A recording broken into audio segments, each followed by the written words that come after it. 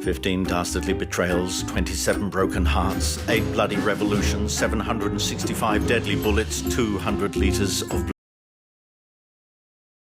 22 blissful reunions, 1 film festival. Can you get me some water? I'm not getting up, I'm just shifting my position. If we had a crane, then we could get water without getting up. We could just... Why would you turn the faucet on? Just with my mind. It's such a shame that the only thing you can do with your mind is something that you could just do with.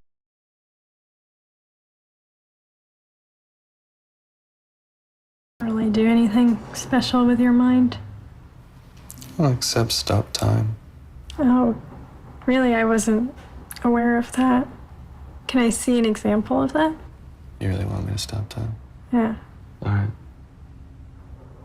1,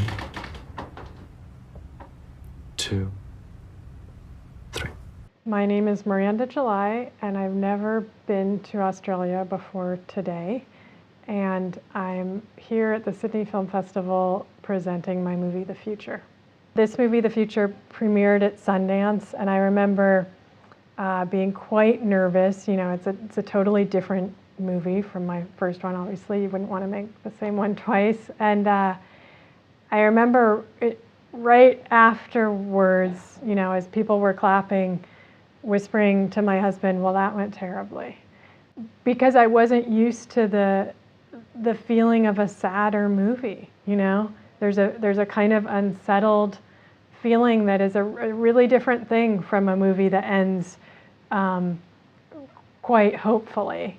And it brings about a whole different conversation, and I was pretty, you know, I just didn't know what to think. And then I remember right afterwards, 2 different very intense, smart women, my age and a little bit older, came up to me and talked to me in a way that no one had talked to me after the first movie. And I just remember like almost crying with relief, because those were the conversations I wanted to have, and those were the people I wanted to have them with. And there was like a level of sort of being seen for who I was now, you know, that was great. It was a huge relief. People who enjoyed my first movie are now probably 6 years older, as I am, and probably a lot has happened in their lives, relationship-wise, and just they're in a different place. And I think a lot of them will be in the right place for this movie. When I was editing my first feature, Me and You and Everyone We Know, I went through an abrupt breakup during that time.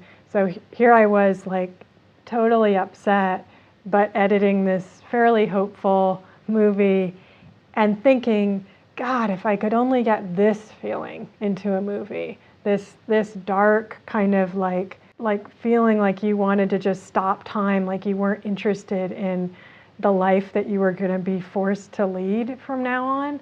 And I wrote that scene pretty early on, the scene where a character does in fact stop time in the moment of a breakup. My relationship to those characters and that breakup changed so many times over the following years, though. I mean, I then met my husband. I, you know, became very committed and felt all this love, and also was getting older, was like wondering, like, am I gonna have a baby, and what's it gonna be like to be old with this person? And so, you know, the story stayed relevant to me, but it changed, what it meant changed so many times, the story of this couple in this moment in their lives. What became so interesting to me as I worked on the movie, first as a performance and then it evolved into a movie, was this new feeling about time, which I think maybe it's something you're unaware of in your 20s. You know, in your 20s, you still think maybe you'll have every job and you'll have sex with every person. And then it just begins to dawn on you like, no, not only will I not do everything, but I may not even get to do the one thing I want to do most. especially if I have to have a baby. I mean, that's especially for women. And I don't address that head on in the movie. I just didn't want to make a movie about a baby. Frankly, I wasn't addressing it head on in my life either. It was just kind of like a lurking feeling. But those, despite myself, despite whatever else the movie was about, it became more and more about those themes. The Future premiered at Sundance and at the Berlin Film Festival, and since then I've been to San Francisco, Seattle, South by Southwest, and now Sydney, which was pretty exciting to me, having never been here. Always, somehow the invitation to come, both for my last book and my last movie,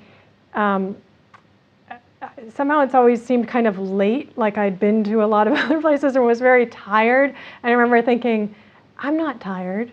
I can do this, and really that it had grown more meaningful to me over time, this audience. Like, I think having my book published here and, its own specific Australian cover, which is it's very gratifying to see people asking me to sign it here. It's like the first time I've ever signed that edition. You begin to have a relationship with this place that you've never been to, and with this audience and these readers, and just through Facebook and Twitter and things like that, like I felt like, wow, I could go there and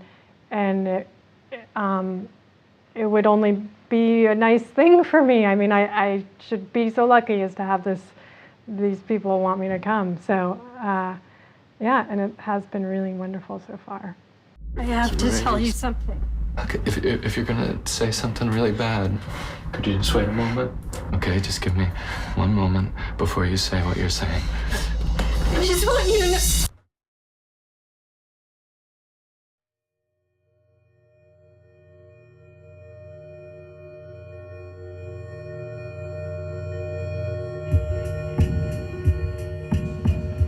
You're pregnant.